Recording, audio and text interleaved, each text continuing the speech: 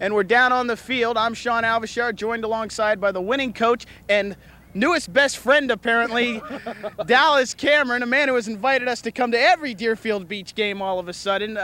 Coach, I guess it would be understated to say it was the biggest win in your coaching career. Well, I mean, my coaching career just started, so yes, it is. It's the biggest win. And I tell you what, it's a sweet victory, real sweet. Let's talk X's and O's. 10-0 at the half.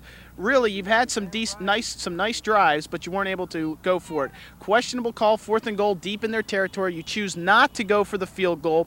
Looked like it might haunt you a little bit later. What was the reasoning, and then what happened in the second half? Well, when the kids went into halftime, I sat down and I just told them, I said, last week when they played Piper, which is a very good team also, that they played with a lot more character, a lot more drive, and they just came off the ball and they just started hitting people. Just hitting people up and down the field. It was a physical game. They weren't doing that the first half of this game. And I went and I told them, I said, look, it's time for you to have a little bit of character. Gut check time. 10-0, we've never been in this situation. We've been in situations where we're down in the halftime, but not by much. 10 points is a lot. So I just made a challenge. I told my offense, we get the ball first. And your challenge right now is you must score the first drive. And they did.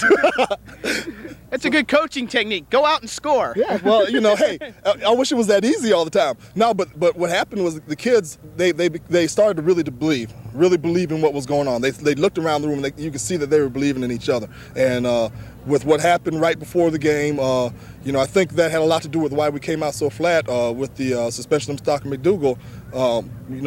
Right coming out to the game, the kids didn't have much warning. It was kind of like a blow to them. And it took them a while to absorb it. Actually, I think they were probably very satisfied just to only be down by 10 points. Yeah, because there were situations where St. Thomas looking to score more points and your defense came up big. Second half, you get the big play by Darley Antoine. He's able to get the fumble. The situation, now many people, I don't know how big a production this will be made of, you were able to knock out the quarterback for St. Thomas, Frank Marciani, late in the first half. Very ineffective offense in the third quarter. They were fumbling the ball, not to take anything away from Deerfield Beach's performance in the second half, but it did help. Well, it helps a lot, because he's a heck of a quarterback. He's a great passer, and he's a big, tall kid. And when he went out of the game, actually, I don't think anybody on our coaching staff really realized it till in the fourth quarter. We weren't really concentrating that much on it because we had so much to do on our own defense.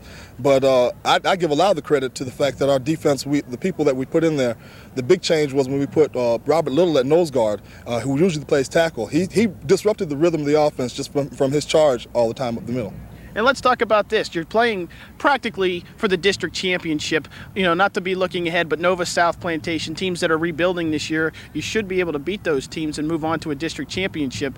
Now let's take a look at this. It's coming down to late in the fourth quarter, looking to put yourself in a position to win the district championship, and both teams are playing with their backup quarterbacks. Yes, Calvin Davis played early in the year, but he was your backup, and that must have limited you a little bit on offense. No, actually, it probably, if we had more time and could have done more things instead of trying to run the clock out, we could have done a lot more things with Calvin. But we could have done things out of a base offense that we normally do out Chester. Chester is more of a running threat, and he's that 11th man on the field that most defenses don't defend. As you can see on the first touchdown he scored the second half when he went down the sideline, you account for everybody on the field, but you don't account for the quarterback. So Calvin doesn't have that talent, but Calvin does have the ability to pass the ball around a little bit better. He does have the ability to run the offense. So we didn't really skip a beat that much there. And as soon as Calvin knew he had to go in, he was ready to go. And quickly, before we take and wrap up the show, talk a little bit about Chester. He went out, looked like you said when you were talking to the newspapers, a stinger. It looked much more serious at the time. Yeah, it was a vicious hit. It was a real vicious hit. And it was a clean hit. They both had, collided right there on the sideline. And of course, with the situation that had happened at Stranahan, you can't be overly cautious. He said he felt a little stinging in his neck. Fortunately for us, he had feeling in his hands. He moved his arms, he moved his legs and everything, so we felt a little bit more comfortable. He wanted to stay. He wanted to go in, and I said, look, no, you've got to go to the hospital because your health is more important than a football game. And I think it kind of inspired our kids a little bit more because they wanted to win the ball game for them. Well, they're able to do it with their backup quarterback, Calvin Davis, after Chester was, fortunately, he went to the hospital, but fortunately okay. He's able to pull off maybe a district championship in his first year. Everyone circled this game on the calendar at the beginning of the year, saying Deerfield Beach, St. Thomas, and Deerfield Beach now in a situation where they won't probably have to face Hallandale, which is a big bugaboo in District 15. No one wants to face that team come playoff time. So, Coach Cameron, congratulations on the big win. I don't know if any win into U of M could match this one. one, but maybe it does. Who knows? He has some nice big fat rings from his college days, looking for one at the high school level. So we're going to send it back upstairs to the coach, Mike Bonfiglio. Thank you, Sean, and my congratulations to Coach Cameron and his staff as they take charge of District 15-5A. A great game this evening. A lot of things happened, and the defense of Deerfield Beach was able to dominate the second half.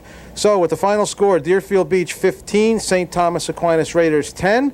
We'll wrap it up tonight. We ask you to join us this week for the Florida High School Gridiron Report, and as always, join us next Saturday for the Continental Cablevision Game of the Week. I'm Mike Bonfiglio for Sean Alvishire and the rest of the Continental Cable crew. So long, everybody.